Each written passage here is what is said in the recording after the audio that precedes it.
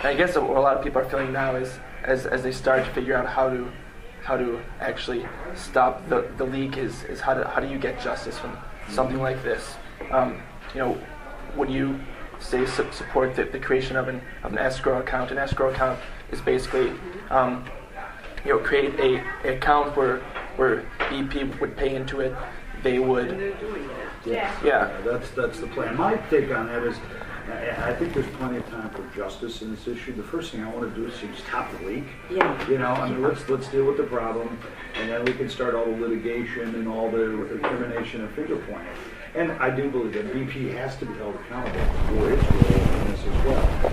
But I also know that common sense would have it seems to have been in short supply.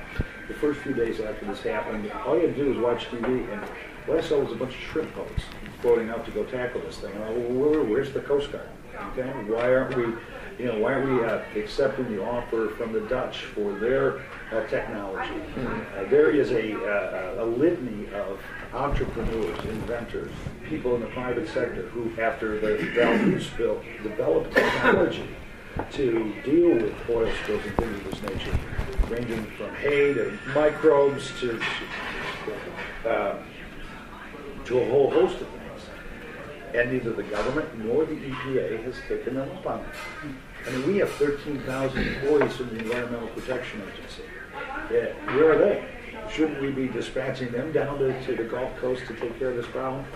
I just think that this is, and watching that speech the other night, it was more about advancing the political agenda for things like cap and trade and others than it was about dealing with the problem. I actually wasn't home. I didn't see the speech, but it's not just it's going to cost money to clean up the environment, but there's a whole fishing industry, a whole shrimping industry that's down there. Right. I mean, is there a?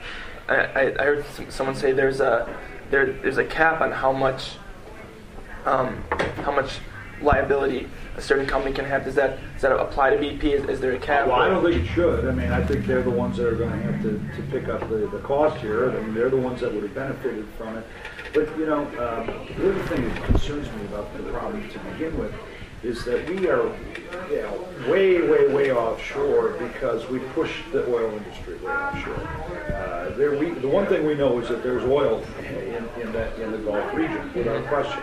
But because of the sort of what I would describe as an extreme agenda from the so-called environmentalists, rather than drilling in areas that are much shallower, we're out in the deepest part of the Gulf of Mexico, where any logical conclusion is going to be you have a higher risk of accidents.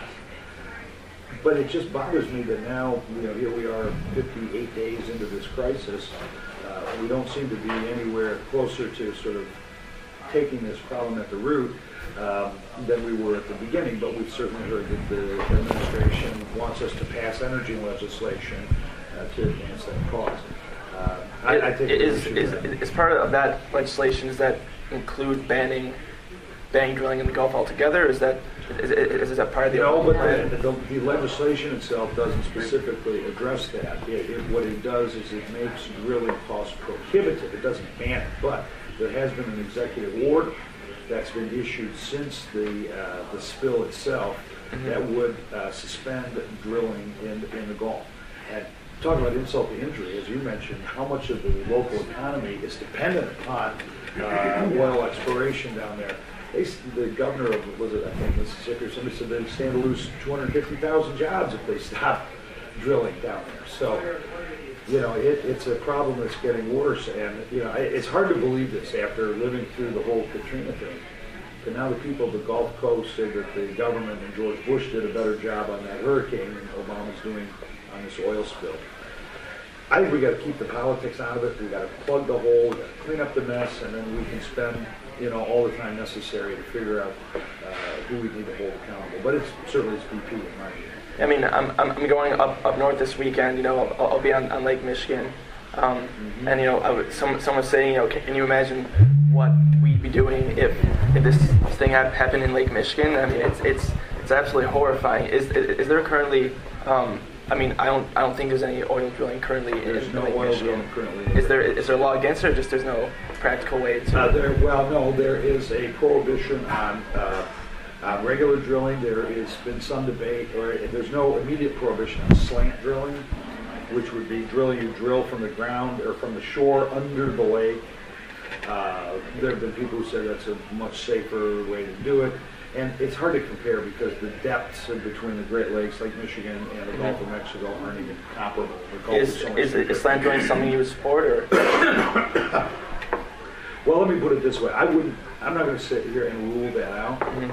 I would want to look at the technology and make an informed decision. I do know this much, that if we're ever going to be energy independent as a nation, we have to use all of the energy resources at our disposal. And if we say, no, we're not going to drill in Anwar, we're not going to drill offshore, we're not going to drill here or there. And of course, we're not going to use coal because that's dirty. And by the way, we don't like nuclear power. What does that leave? Well, I guess that leaves windmills and solar. I don't have a problem with wind power and solar, but I know it's not even going to begin to cover our energy needs. It's not there yet. Yeah. It's not there yet. And what's happened is the people who are big proponents of the green technology know it's not there yet. And what they're trying to do is to raise the cost of other forms of energy, to make green power competitive. They know they can't bring the cost down. So they're going to drive the cost up of all these other things artificially through government regulation and make that a viable alternative.